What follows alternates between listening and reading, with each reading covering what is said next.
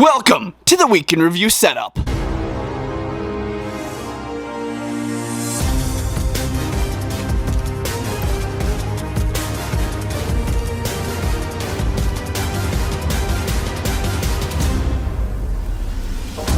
freaking Rollins, and this is Bretto live on YouTube.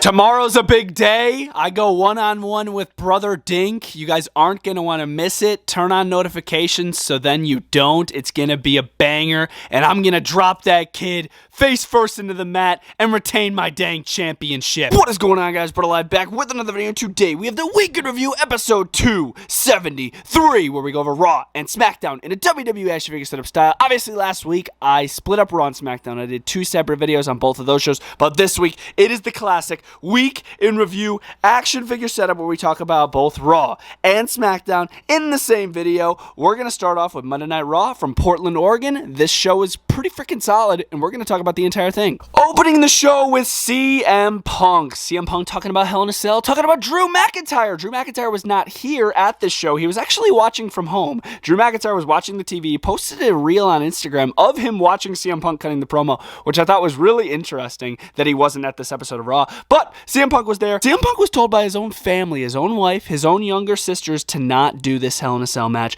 But Punk says, I need to go to hell, and I'm taking Drew McIntyre with me. I would have loved to have seen Drew interrupt this, but obviously he wasn't there. He was at home. Pretty solid promo to open up the show. Did anybody else notice that Punk's voice sounded super raspy during this promo? Because he was coughing up blood, man. He choked on the beads of his own friendship bracelet, bro. Remember? We jumped into our opening match, which was Sheamus giving us a banger after banger, going up against Pete Dunne, even though the crowd was calling him Butch, and Sheamus told the crowd not to, very sarcastically. They were calling him Butch during the match. This match was pretty solid. I thought Sheamus was going to skate by with this victory. Somehow the shillelagh made it inside of the ring, and then the referee had to get it out of the equation, so the referee's back was turned as Pete Dunne used a freaking cricket bat, and I actually have a cricket bat in action figure form. He whacked it over the face of Sheamus, and then put him away. 1, 2, 3. Pete Dunne had to cheat to beat Sheamus. Are you kidding me, Dunne? Sheamus will definitely get his revenge, but Pete Dunne picks up the victory. Natalya had a one-on-one match with Zoe Stark of the PFC. Natalya coming off of a win last week, looking to get another one this week, and she did. She rolled up Zoe Stark to pick up the victory.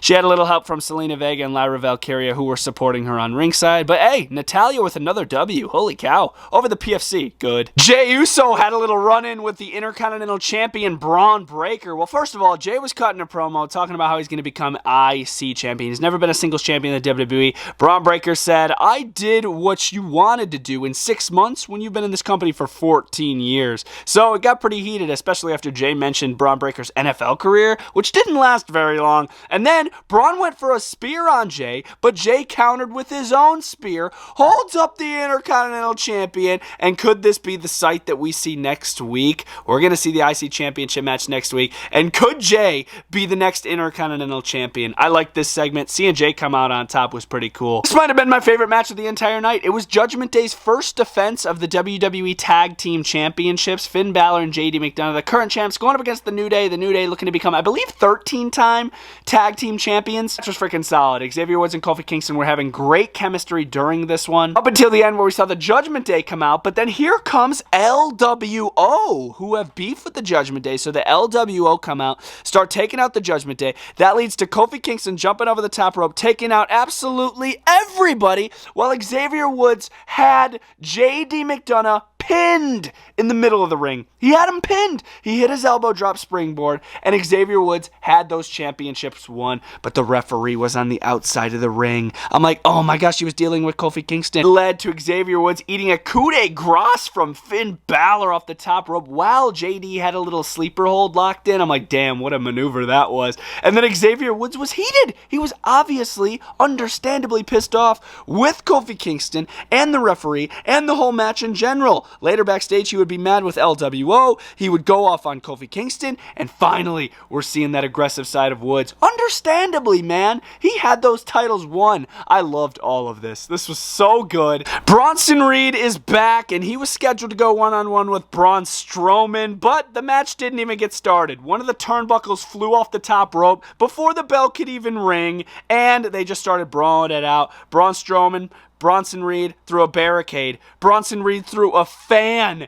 at Braun Strowman. That's what I have set up right here. He literally launched a fan with a yeet shirt at Braun Strowman. They fought backstage. Braun Strowman tipped over a golf cart, which is a little callback to when he used to flip ambulances and flip semi-trucks, which I thought was really cool. And then it led to Braun Strowman sending Bronson Reed through a freaking drywall wall of sheetrock. I'm like, oh my God. So they crashed through the wall. The match never got started. And once again, Braun Strowman and Bronson Reed are left in twisted heaps and needed medical attention again. This was insane. This was absolutely insane. It's not over between these two. How does it end between these two monsters? Gunther sent Ludwig Kaiser out to answer Sami Zayn's challenge again, that being no. Of course, they're still saying no to Sami Zayn for this World Heavyweight Championship opportunity, and Sami tried turning Ludwig Kaiser on Gunther. He tried saying, like, I think you want your own spotlight, Ludwig. I think you want to make a name for yourself, but Gunther's holding you back. I started to see the wedge forming between Ludwig and Gunther, but it was fake. Ludwig attacked Sami Zayn. They started beating him down, and then Gunther's like, finish the job. But he didn't, because Sami Zayn was able to take out Ludwig Kaiser with a Halula kick, and once again, he wants that match with Gunther. Gunther, just give it to him already. Obviously, Gunther's afraid of Sami Zayn because he's the only one to pin him in the last freaking year, bro.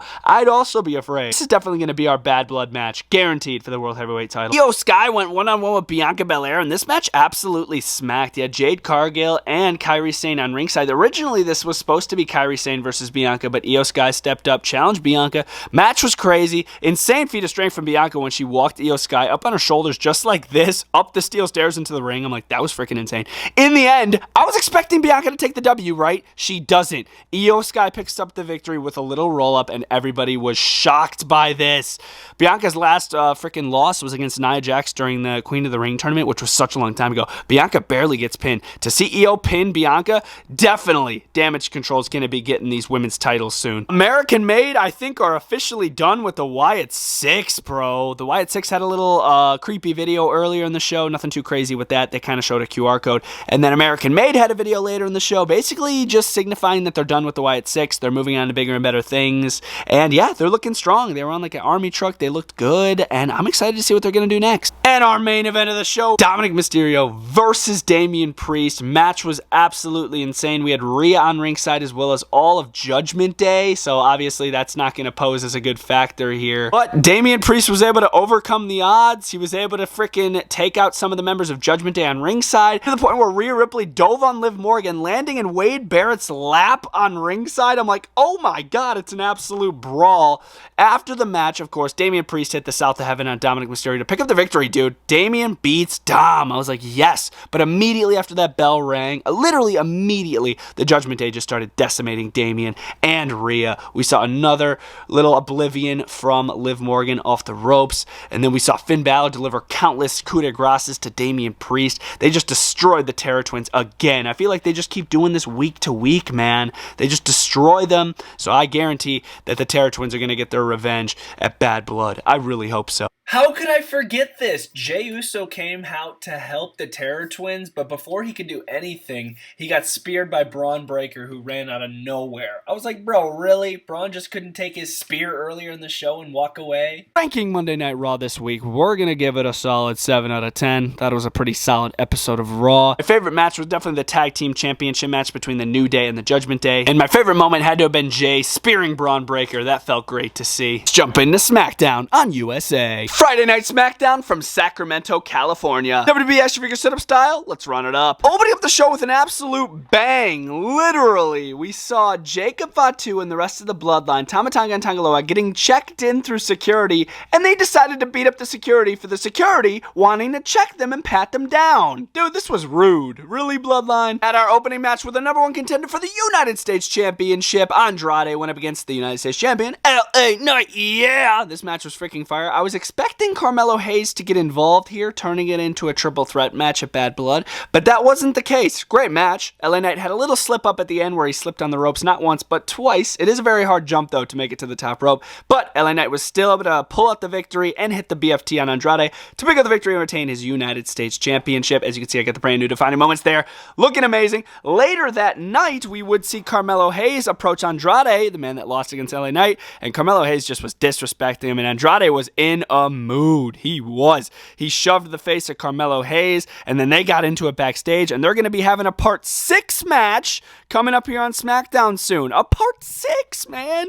Dude, just make it a triple threat of bad blood. Carmelo, Andrade, and LA Knight United States Championship. Trust me, it would be amazing. Is it just me, or was the handshake at the end of this match kind of awkward between Andrade and LA? I feel like, I don't know, LA Knight did not want to handshake Andrade, but Andrade kind of forced it. Just me, or was this segment absolutely awesome? Roman Reigns and Cody Rhodes pulled up to the Georgia Tech college football stadium, and they both pulled up. Roman Reigns pulled up with 7 freaking Suburbans, and Cody pulled up in his Mustang, which I thought was freaking dope. So they walk out to the center of the football field, literally the football field. They're not even in the ring. They walk out to the middle of the football field, and this just felt like a movie. It felt like a Fast and Furious like movie scene. This was awesome, man. Cody Rhodes wants Roman Reigns' word that he will have his back in their tag team match at Bad Blood. Roman Reigns gave him his word, but Roman Reigns says to Cody Rhodes, "You're still in my way, and I'm coming back for what's mine after our tag team match at Bad Blood," that being the Undisputed Championship. I loved this segment. They need to do more of these. I loved the filter over the camera lens. Like I said, it felt like a movie. This was so good. I do realize that is Cesaro. I don't have a Giovanni Vinci figure yet. I wasn't able to get the basic. I never found it in the wild. Anyways, Giovanni Vinci had yet again another matchup against Apollo Crews. I was expecting this match to go Giovanni Vinci's way, but it didn't once again. Apollo Crews beat him with ease. It didn't take like 10 seconds like last time. I would say it took about 5 minutes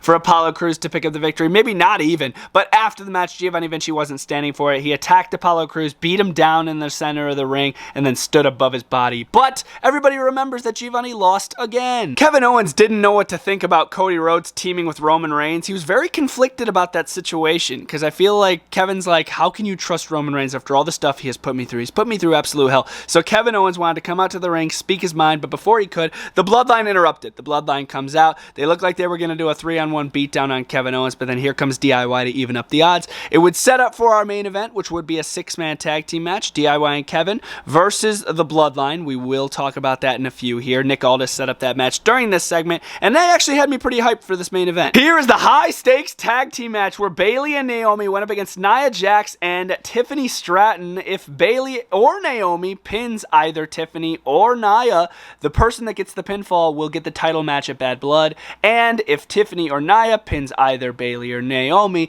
then the person that gets pinned needs to leave SmackDown and most likely go to Raw. I loved the tension between Naomi and Bayley in this match, even to a point where Naomi would pull Bayley off the cover, not allow Bayley to get the pinfall. I was like, that was freaking awesome. But both Bayley and Naomi would pin Nia Jax consecutively at the same time, basically. So it was like a toss-up. Oh, who won? They both won. In a way, Naomi's pinfall should not have counted because her feet were under the rope. So in a way, that was an illegal pinfall. So the win would actually go to Bayley, technically. But next week, it's going to be Bayley versus Naomi. Winner faces Nia at Bad Blood. That's an easy fix. Chelsea Green was having a very interesting dumpster promo because she's going to be having a dumpster match up against Michin very soon. I didn't know about this until this, but I guess this has been announced for a minute here. So she was like just messing with a dumpster. This was a super goofy segment, but I am excited for her Michin match with a dumpster. It's going to be hilarious. And the main event of the show is Kevin Owens and DIY. Psych! DIY would be attacked backstage, so DIY could not compete in this match.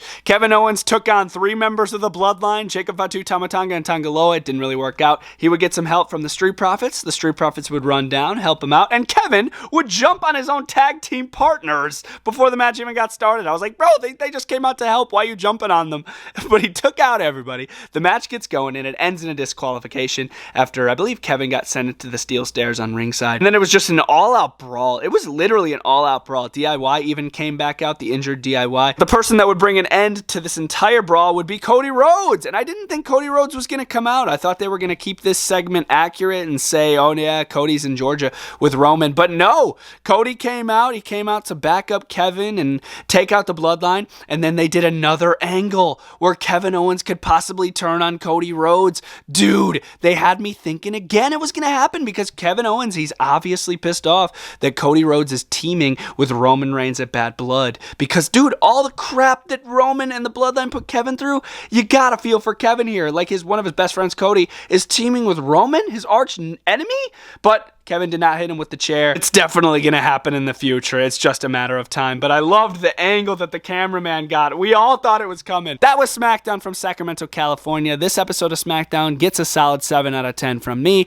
My favorite moment was where Kevin almost hit Cody with the chair. I thought this segment was great. And my favorite match has got to be LA Knight versus Andrade. That match definitely flowed the best this entire show. Let me know your thoughts on both shows down in the comment section down below, and I will see you guys next time. Feel free also check out the brand new From the Vault figure reviews. Those are on the channel. I reviewed the entire set. They're all right here. So go check those out and subscribe to the channel while you're at it. This is Bretto Live signing out.